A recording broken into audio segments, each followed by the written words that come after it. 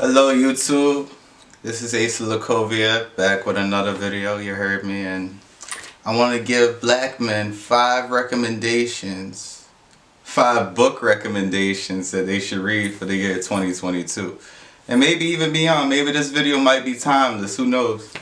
The first one I want you guys to read is Nigger by Gregory.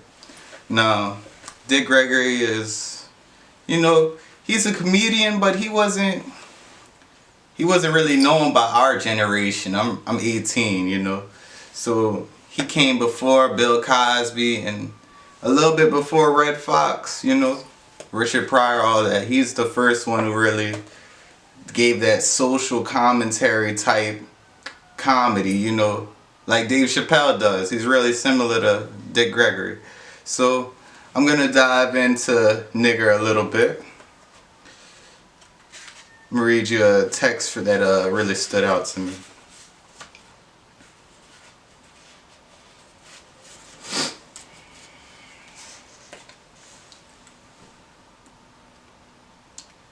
Big Press had to be a lonely man. There must have been times he woke up in a lonely bed and wanted to give every whore he ever had, every 7, every 11 he ever threw, every wild time he ever had, just to go all the way back and have one of his kids walk up to him and say, "Daddy, I love you."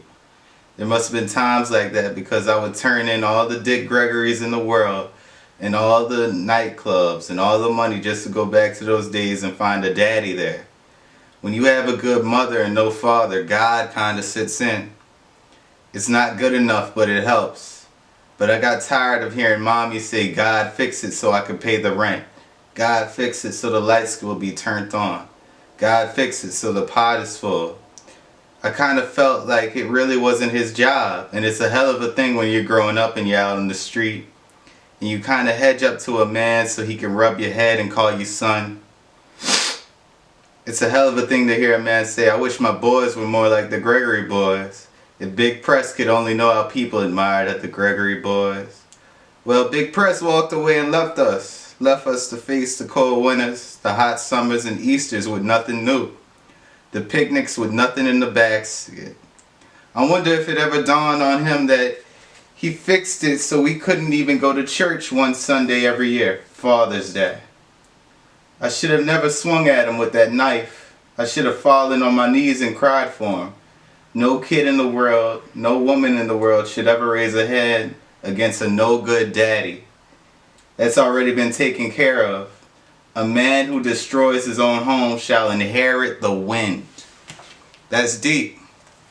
It's a very poetic book. Give it a read. Next book, The Miseducation of the Negro by Carter Goodwin Woodson, my bad. So Carter Goodwin Wilson, he's the grandfather of Black History Month, It started off as Negro History Week back in the day. This book is from 1933. And it's all about how, we as a people have been misled as far as education, jobs, professionalism. It even dives into, the arts like acting, dancing, singing. So I'll read you a little bit of this book.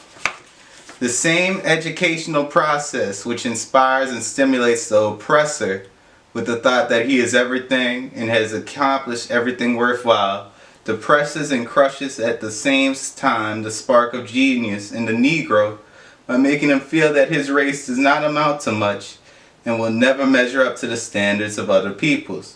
The Negro thus educated is a hopeless liability of the race. The difficulty is that the educated Negro is compelled to live and move among his own people, whom he has been taught to despise. As a rule, therefore, the educated Negro prefers to buy his food from a white grocer because he has been taught that the Negro is not clean. It does not matter how often a Negro washes his hands, then he cannot clean them. And it does not matter how often a white man uses his hands, he cannot soil them. The educated Negro, moreover, is disinclined to take part in Negro business because he has been taught in economics that Negroes cannot operate in this particular sphere. The educated Negro gets less and less pleasure out of the Negro church, not on account of its primitiveness and increasing corruption, but because of his preference for the seats of righteousness controlled by his oppressor. This has been his education, and nothing else can be expected of him. If the educated Negro could go off and be white, he might be happy. But only a mulatto now and then can do this. The large majority of this class then must go through life denouncing white people because they are trying to run away from the blacks and decrying the blacks because they are not white. It's a real good read. Dig into it. Next book. Cool Pose, The Dilemmas of Black Manhood in America by Richard Majors and Janet Mancini Bilson. I hope I said that right. So this book dives into how certain black people, we try to be down. Black men, they try to be down. And it's a defense mechanism, being cool. So it really dives into that, portraying a character, playing a role, and how it affects our psychology. So I'll read you a poem written by the author in here. I was sure getting over, even if I was at the bottom of my class. But they still let me graduate from high school. I definitely got over. But you can do that when you cool. After graduation, I got clean and went to look for me a job. I knew I was going to make it big, some big long bread, buy me a new ride, stay clean and cool every day. I was definitely going to have everything my way. But trying to read them job applications was a far from a charm. And I told the dude at the employment office I couldn't write too good because I hurt my arm. But the look on his face told me he didn't really believe that. And the dude wasn't hardly impressed by my bad new hat. Well, to make a long story short, I finally got me a job, but I don't get much pay. And from the ways things look, it's always going to be that way. I didn't learn much in school, and you sure don't get paid much when all you can do is be cool. If I could go back to school and learn all I could, and every time I talk to my other brothers and tell them they should, I realize now that my future's not too bright. And without education, it's kind of hard to make things right. Now that I think about it, maybe some of those teachers that I thought was getting on my case was actually trying to help me in the education race. It sure hurts when I realize that with my abilities, I could have been anything that I wanted to be. If I had applied myself in school, but instead of all that learning I could in school, I spent most of my time sitting in the back of the room, looking good and being cool. That's a tough poem right there. Give it a read. Alright, next book. Pimp by Iceberg Slim, Pimp. So, this book, it delves into the life of Robert Beck, the pimp. He was pimping in Chicago from the 40s all the way up to the 60s. And, it just teaches you a little bit of moving as a black man, how to move a certain way. And, the main message of the book is not to pimp. So I'll read you a little bit. I'm going to read you the preface exactly. In this book, I will take you, the reader, with me into the inner world of the pimp. I will lay bare my life and thoughts as a pimp. The account of my brutality and cunning as a pimp will fill many of you with revulsion. However, if one intelligent, valuable young man or woman can be saved from the destructive slime, then the displeasure I have given will be outweighed by that individual's use of his potential in a socially constructive manner.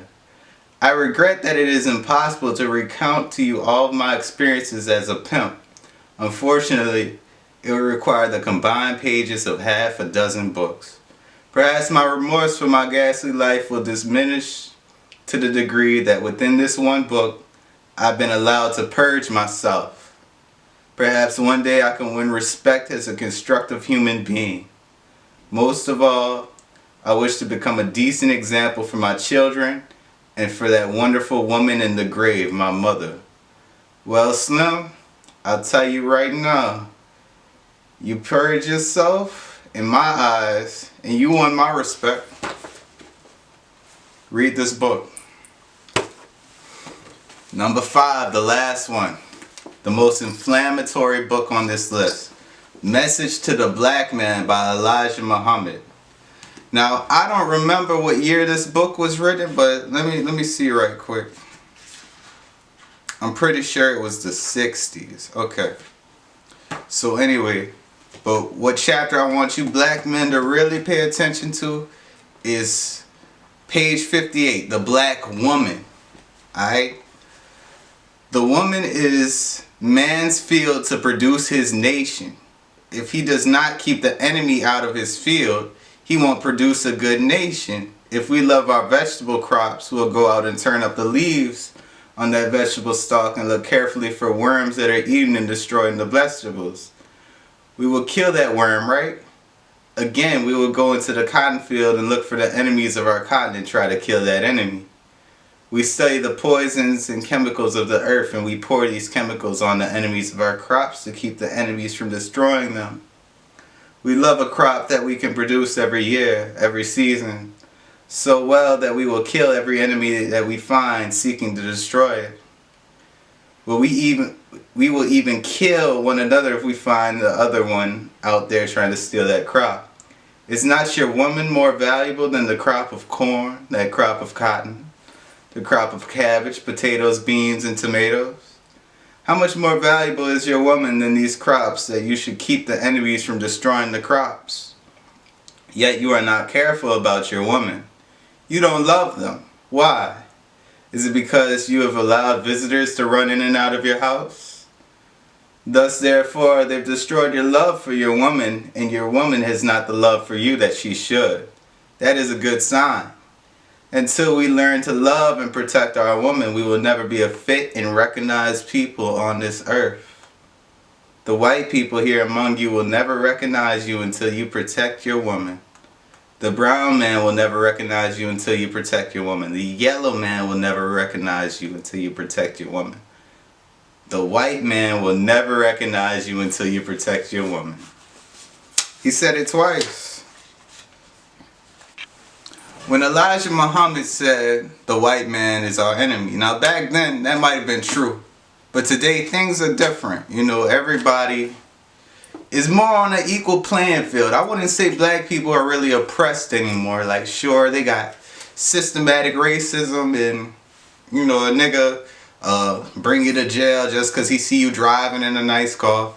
You know, but as far as white people being our enemy for real, I don't think that's the case. I think they straight nah, but back then that was needed, that rhetoric. So filter through the past rhetoric and get the real message. And those are my 5 book recommendations. I hope those of you, you know, you stayed long enough and listened, and maybe, you know, you'll pull something out of it for sure. All right. So, like and subscribe if you wish. Don't matter if you do. Bye.